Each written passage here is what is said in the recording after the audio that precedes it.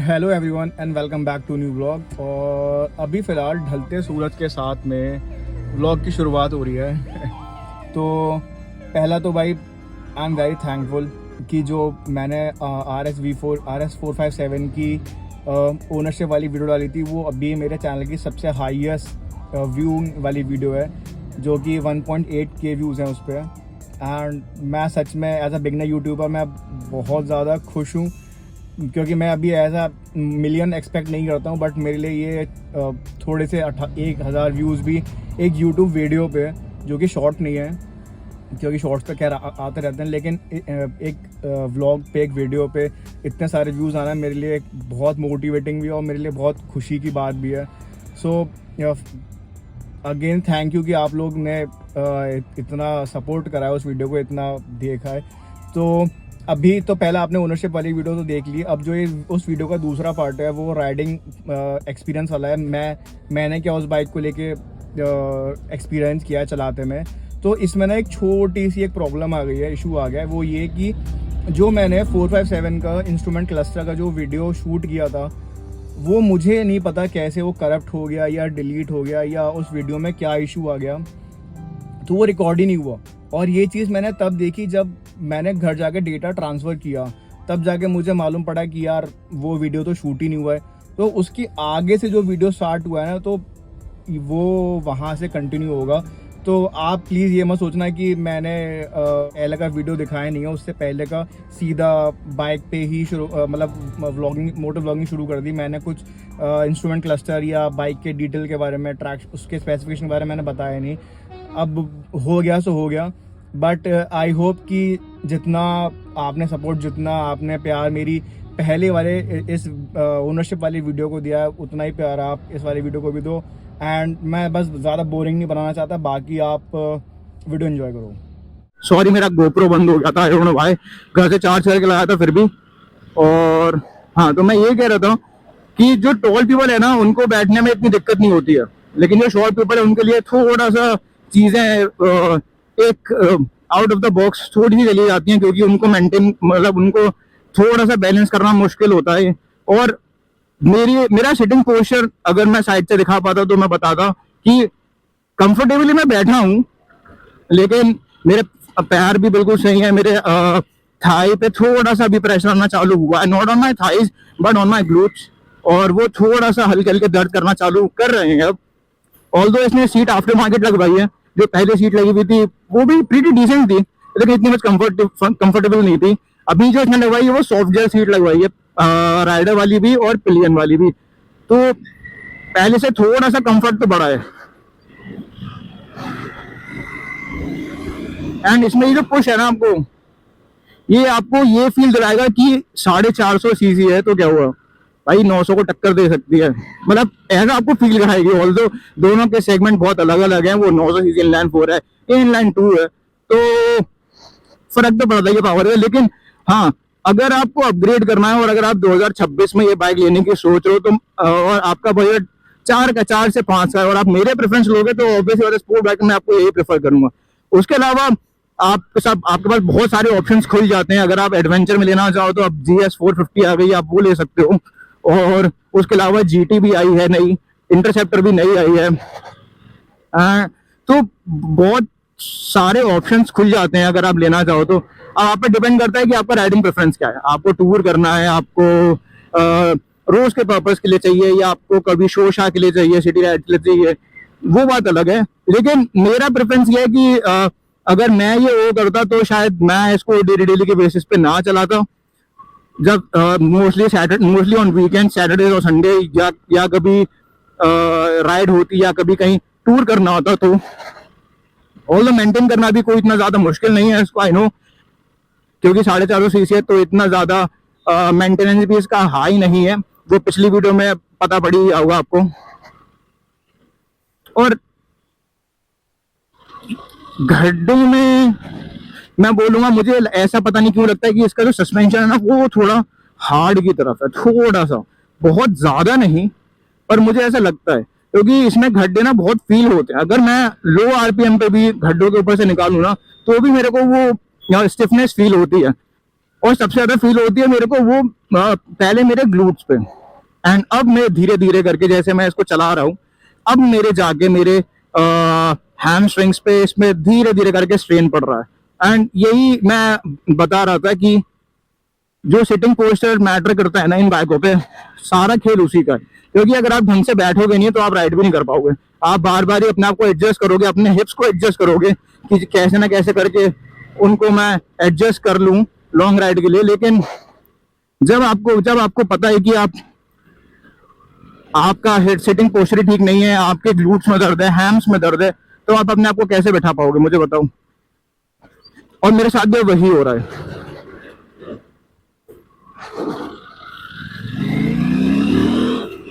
आपको ये पुश तो मिल जाएगा, ये पुश तो आपको आराम से इजीली आप इसको कंट्रोल कर सकते हो। ब्रेक बहुत अच्छी है इस बाइक की as compare to this bike. Adrenaline आपको बहुत अच्छा मिल जाता है, वो थ्रस्ट मिलता है, पुश मिलता है। देखो छठवें गियर में भी मैं इसको आराम से इजीली खींच सकता हूँ। ट्रैक्शन कंट्रोल पहले पे है, लेकिन पावर इसकी जो है ना वो इजी टू हैंडल है। आप आराम से इस पे अपना कंट्रोल पा सकते हो। और भाई मैं तो यही बोलता हूँ जिसकी ये बाइक है सोलोमन को, मैं तो यही बोलता हूँ कि भाई तू कैसे चलाता है ये बाइक।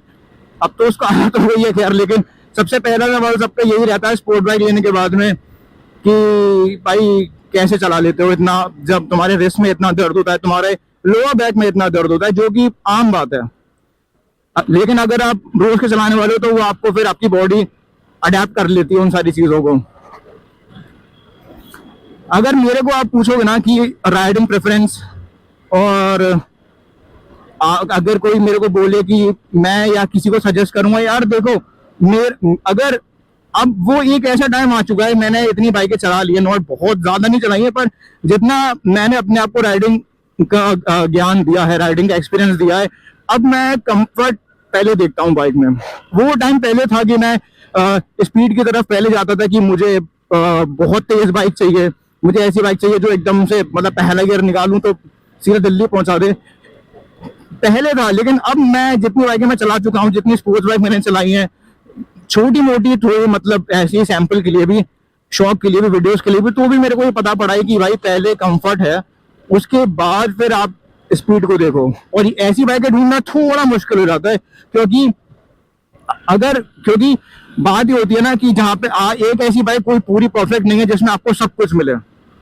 आप और अगर आपको राइड शुरू करनी है ना, तो एक आम इंसान का जो बजट होता है ना, एक लड़के का जो बजट होता है ना, वो मैक्स टू मैक्स सबसे हैवी बाइक जो लेगा ना वो 600 लेगा, जो कि GT की आती है, या लेगा तो इंटरसेप्टर लेगा कंफर्ट के लिए, और अगर थोड़ा बहुत शोशा करना है तो इसीलिए मैं कह रहा हूँ कि अगर मेरे राइडिंग प्रेफरेंस से पूछोगे ना, तो मैं यही बोलूंगा कि यार देखो, अगर आपको वो PR चाहिए, अगर आपको वो एड्रेनलिन रश चाहिए, अगर आपको चाहिए कि ऐसे करके मैं पहला गियर, दूसरा गियर, तीसरा गियर, अगर आपको वो रेसर वाला फील चाहिए, तो भाई डेफिनेटली लो, बिल्कुल शौक से लो। लेकिन मैं इसके डिसएडवांटेज बस ये बता देता हूँ कि कुछ टाइम तक ना आपको, आई थिंक यहाँ पे एक्सीडेंट हो गया, क्या बस खराब हो गई है,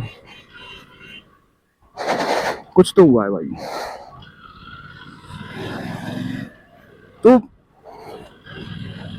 मैं ये कह रहा था कि शुरू में ना आपको बड़ी दिक्कत आने वाली है इस बाइक के ऊपर, क्योंकि मैंने भी जब इसको 100 किलोमीटर 200 किलोमीटर एक स्ट्रेच में खींचा था, तब मुझे पता पड़ा था कि हाँ भाई मेरे लिए मेरी रिस्ट ज्यादा जरूरी है, और मेरी बैक बहुत इंपॉर्टेंट है।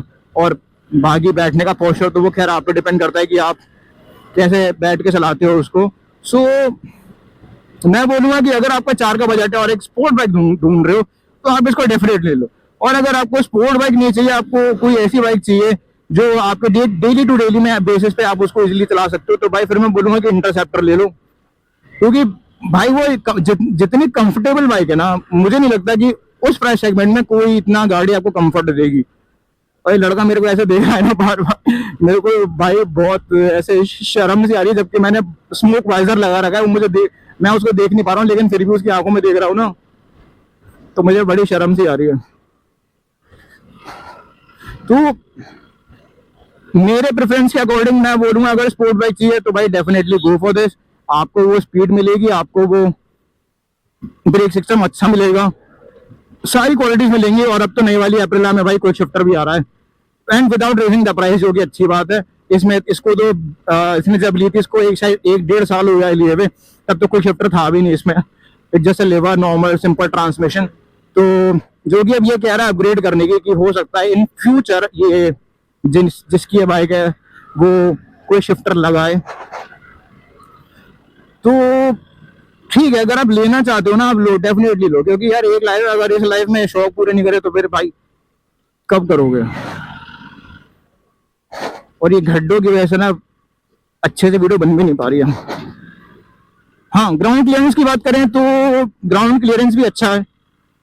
और जहां पे आपको भाई देखो, वैसे तो हर जगह पे ऐसे लिमिट होती है कि स्पीड ब्रेकर्स जो हैं वो एक इतनी मिनिमल हाइट के बनने से हैं, लेकिन आपको पता ही है कि इंडिया भाई, यहाँ पे सारी चीजें फॉलो नहीं होती है।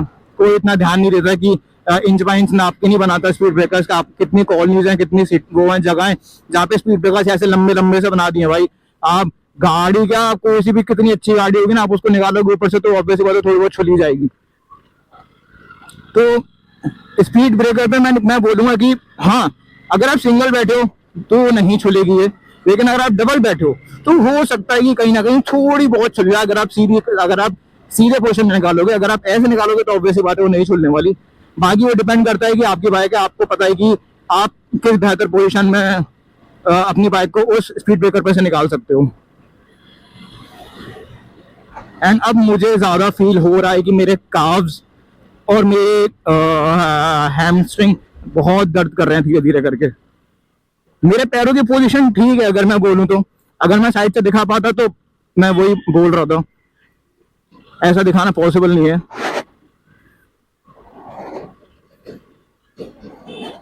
लेकिन एक ऐसा लंबा स्ट्रेच नहीं आया कि मैं आपको दिखा पाऊं कि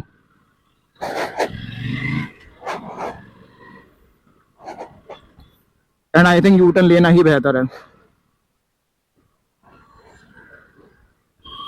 क्योंकि मैं आपको दिखाना चाहता हूं कि वो एक स्ट्रेच में कितना जाती है।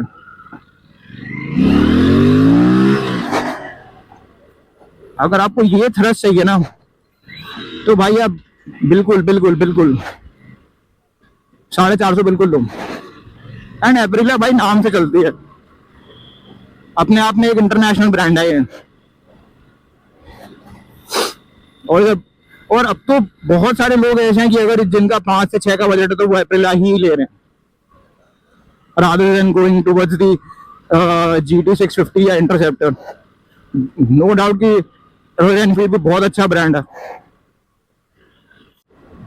और इसमें कोई शिफ्टर नहीं है, लेकिन फिर भी इसकी गियर जो शिफ्टिंग है ना वो बहुत स्मूथ है यार, सही में बहुत स्मूथ है। मुझे पता नहीं क्यों कि पर GT की ना जो गियर शिफ्टिंग है वो थोड़ी सी हार्ड लगती है, थोड़ी सी। हाँ, इस बाइक के अलावा अगर आप मेरे को पूछो कि दूसरे कौन सा सजेस्ट करोगे, तो भाई मैं बोलूंगा कि आप इसकी जगह गोरिल्ला ले सकते हो। ट्रायम्फ स्पीड 400 भी आती है, स्क्रैम्बलर भी आती है, वो मेरे को कुछ ज्यादा खास पसंद नहीं आई है। मुझे नहीं पता क्यों, ऑल्दो आई नो कि ट्रायम्फ की इंजीनियरिंग बहुत क्लासी होती है, बहुत अच्छी इंजीनियरिंग होती है, इट्स अ ब्रिटिश इंजीनियरिंग। पर मेरे को फिर भी ऐसा लगता है कि उससे बेहतर है कि आप गोरिल्ला ले लो। आई नो कि थोड़ी सी वो पड़ती है, महंगी पड़ती है, लेकिन अगर मैं इसके ऑपोजिट में बोलूँ, क्योंकि वो उसका सेक्शन ही बिल्कुल अलग है। ये स्पोर्ट बाइक में जाती है और वो थोड़ा एडवेंचर भी कर सकते हैं आप। मतलब मेरे को ऐसा लगता है कि वो थोड़ी सी परफेक्शन की तरफ है। स्पोर्ट बाइक वाला फील नहीं मिलता तो क्या वो, लेकिन यार आपको रिलायबिलिटी तो देती है। और जितने इश्यूज अभी एप्रिला में आए हैं वो तो खैर सभी को पता है कि कैसे कैसे सॉल्व किए गए हैं, वो कितने लोगों को, कितने कस्टमर्स थे जिनको परेशानी हुई है। इसको भी हुई है, इसने भी, इसकी गाड़ी भी। इनफैक्ट जब मैं ऋषिकेश गया था, ऋषिकेश वाला वीडियो जब आया था, व्लॉग आया था, उससे 10 दिन पहले इसकी गाड़ी शोरूम में खड़ी थी। मतलब 2 महीने से खड़ी थी, लेकिन ऋषिकेश आने से 2 या 5 दिन पहले ही इसकी बाइक शोरूम से इसने निकाली है, और आते ही फिर वहां ले गया, ऋषिकेश ले गया, ऋषिकेश पे गया था ये। तो बहुत सारे लोगों को ऐसे करना पड़ा है, लेकिन मैं ये एक ऐसा ब्रांड है जिसपे मैं रिलाय कर सकता हूँ कि यार अगर इन पे प्रॉब्लम्स आई ना तो डेफिनेटली सॉल्व भी करेंगे, ऐसी बात नहीं है। सो आई होप कि जो एक्सपीरियंस मैंने किया है, मेरा जो राइडिंग एक्सपीरियंस है इस बाइक को लेके, आई होप कि आपको थोड़ा सा वो क्लियर हो गया हो। और मेरा प्रेफरेंस इस बाइक को लेके बहुत अच्छा है। मैं इसको 10 में से अगर रेटिंग दूं तो I will go with the 7, 10 on 10 नहीं दूंगा। कुछ चीजें हैं जो मेरे को लगती हैं कि शायद बेहतर हो सकती है, और 7 नहीं तो 8 तो मैं दूंगा ही, 10 में से 7 और मे बी 7। पर और बाकी सबका अपना राइडिंग प्रेफरेंस है, सबका अपना अपना बजट है। अगर आपको लेनी है तो आप ये ले सकते हो, अगर आपको ये नहीं लेनी है तो इसके अलावा आप जा सकते हो गोरिल्ला 450 की तरफ। तो देख लो भाई, अपना अपना बजट है, सबके पैसे हैं। अगर अभी भाई नहीं लोगे तो फिर कब लोगे, कब सपने पूरे करोगे अपना। बाकी जब रोड एक अच्छा आएगा तो मैं वीडियो डाल दूंगा इसके लॉन्ग स्ट्रेच का, कि पहले ट्रैक्शन पे कितना एक पहले गियर में भाग सकती है। 0 to 100 कर लेते हैं, मैंने कभी करा नहीं है 0 to 100 चैलेंज, पर वो भी करके देख लेंगे।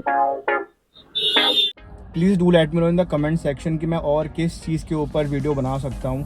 मतलब आप क्या चाहते हो कि मैं और क्या चीज़ें कवर करूँ, तो वो प्लीज़ मेरे को कमेंट सेक्शन में बताना, क्योंकि आई नो कि अभी मेरे लिए कंटेंट कवर करना बहुत ज़रूरी है। तो मैं वही चीज़ें शो करूँगा या मैं उन्हीं चीज़ों पे वीडियो बनाऊँगा जो आप लोगों को देखने में ज़्यादा मज़ा आएगा। तो बाकी तो मैं अपनी तरफ से कर रहा हूँ जितना मुझसे हो रहा है, लेकिन फिर भी मुझे आइडियाज़ चाहिए। मैं चाहता हूँ कि आप लोग मेरे को इस चीज़ में सपोर्ट करो कि मैं अपनी ऑडियंस को या अपने व्यूअर्स को मैं और क्या दिखा सकता हूँ।